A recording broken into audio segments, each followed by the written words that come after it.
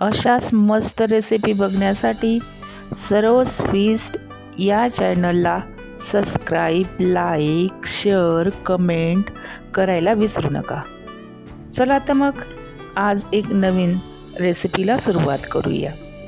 आज आपण बनवणार आहोत पारंपरिक पद्धतीने लोणचं। त्यासाठी लागणारं साहित्य काय काय आहे ते इथं आपल्याला आता बघायचं आहे। चला तर मग एक नवीन रेसिपीला सुरुवात करूया। इथं आपल्याला लाल मिरचींचं लोणचं करायचं आहे। मागची मी रेसिपी टाकली होती हिरव्या मिरचींचे लोणचं, ती तुम्ही बघितलीच असेल। जे काही आपण पारंपरिक पद्धतीने लोणचं बनवतो ते व्यवस्थित वर्षभर पण टिकतं। तसं की कैरींचे लोणचं झालं, आवळ्याचं लोणचं झालं, तसंच हिरव्या मिरचींचे लोणचं झालं आणि आज आपल्याला बनवायचं हे लाल मिरचींचे लोणचं।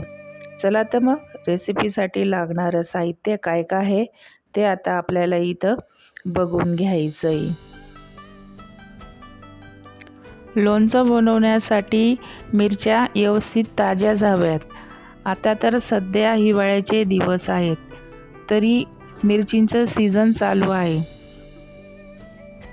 जेव्हा आपण मिरची घेतो तेव्हा मिरची बघून घ्यायची आहे, जास्त तिखट आहे की कमी तिखट आहे। शक्यतो मिरची कमी तिखटच घ्यायची आहे। मिरची घ्यायची असेल तर मीडियमच तिखट घ्यायची आहे इथं, तरच लोणचं छान बनतं मस्तपैकी। जेव्हा आपण लाल मिरचीचं लोणचं बनवतो तेव्हा त्याच्यामध्ये आपल्याला लसणच्या पाकळ्या टाकायच्या आहेत। त्यासुद्धा व्यवस्थित स्वच्छ करून घ्यायच्या आहेत आणि मगच त्या टाकायच्या आहेत आपल्याला। मी बाजारातनं लाल मिरच्या घेऊन आलेली आहे।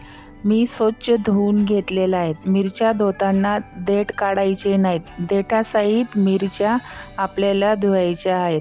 मिरच्या धुवून झाल्या की पुसून घ्यायच्या आणि मग वाळवून घ्यायच्या 10 ते 15 मिनटं फॅनखाली, मगच त्यांना अशा व्यवस्थित चिरून घ्यायच्या आहेत। मी आधीच चिरून ठेवलेल्या आहेत, त्यासाठी चिरवण्यासाठी मी 2 मिरच्या तुम्हाला इथं दाखवत आहे कशा चिरायच्या आहेत। बघा, अशा पद्धतीने मी बारीक बारीक त्याचे तुकडे करून घेतलेले आहेत। अशा पद्धतीने इथं चिरून झालेलं आहे। एका प्लेटमध्ये मी या मिरच्या अशा पद्धतीने काढून घेतलेल्या आहेत। आता चला रेसिपीकडे वळूया। इथं मी गॅस चालू करून घेतलेला आहे, कढई ठेवून घेतलेली आहे। याच्यामध्ये मी पाव किलो तेल टाकलेलं आहे, शेंगदाण्याचं तेल कडक होऊ द्यायचं आहे, तोपर्यंत आपल्याला मसाला घ्यायचा आहे। इथं मी 3 स्पून मीठ घेतलेलं आहे, 1 वाटी राई घेतलेली डाळ, राईची डाळ घेतलेली आहे, बडीशोप घेतलेली 2 स्पून, 2 स्पून धने पावडर घेतलेली आहे क्रश केलेली। इथं जिरं घेतलेलं आहे क्रश केलेलं 2 स्पून। आता आपल्याला अर्धा स्पून या तेलामध्ये मिरे टाकून घ्यायचं आहे। त्याला थोडं तडकू द्यायचं आहे। मग लवंग टाकून घेतलेला आहे 4 ते 5, मेथी दाणे टाकून घेतलेलं 1 स्पून, तडकू द्यायचं आहे व्यवस्थित। तडकल्यानंतर याच्यामध्ये आपल्याला लसण टाकून घ्यायचं आहे। अशा पद्धतीने लसणला पण तडकू द्यायचं आहे।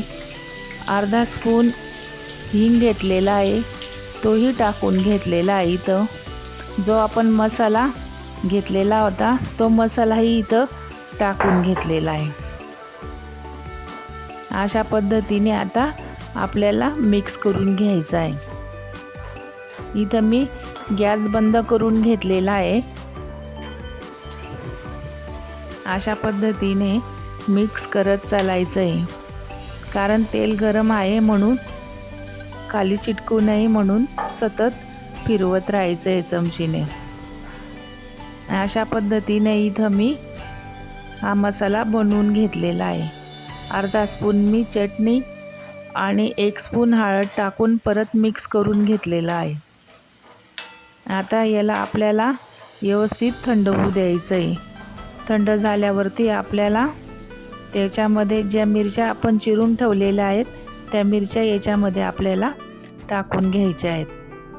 आता थंड झालेलं आहे सारण, त्याच्यामध्ये आता मिरच्या टाकून घेतलेल्या आहेत. अशा पद्धतीने आपल्याला मिक्स करून घ्यायचे आहेत. सर्व व्यवस्थित एकजीव करून घ्यायचं आहे. बघा, अशाच पद्धतीने मी हे लोणचं इथं बनवलेलं आहे पारंपरिक पद्धतीने. एका बाउलमध्ये आता आपल्याला हे काढून घ्यायचं आहे आणि रात्रभर याला व्यवस्थित झाकण ठेवून राहू द्यायचं आहे. याच्यामध्ये मी आता 2 चमचे विनेगर टाकलेलं आहे. तुम्ही लिंबाचा रसही टाकू शकतात. अशा पद्धतीने परत आता इथं मिक्स करून घ्यायचं आहे. अशाच पद्धतीने मिक्स करत चालायचं आहे. मिक्स केल्यानंतर याच्यावरती आपल्याला झाकण ठेवून घ्यायचं आहे आणि रात्रभर तसंच राहू द्यायचं आहे. सकाळीच हे झाकण काढून घेतलेलं आहे. बघा, अशा पद्धतीने हे लोणचं बनलेलं आहे मस्तपैकी. खूप छान लोणचं आलेलं आहे. सुगंध बी खूप दरवळतोय मस्तपैकी छान. इथं मी 1/2 किलोच मिरच्या घेतलेल्या होत्या, म्हणूनच 1/2 किलो तेलही टाकलेलं आहे. बराबरीला आपल्याला मिरच्या आणि तेल घ्यायचं आहे, तेव्हाच लोणचं छान बनतं मस्तपैकी. बघा, खूप मस्त लोणचं आलेलं आहे छानपैकी. तुम्ही सुद्धा करून बघा, तुम्हाला बी नक्की आवडेल. लोणचं कसं झालं आहे कमेंटमध्ये सांगायला विसरू नका. लाईक आणि सबस्क्राईब करायला विसरू नका. चला तर मग भेटूया अशाच छानपैकी पुढच्या रेसिपीमध्ये. मस्त.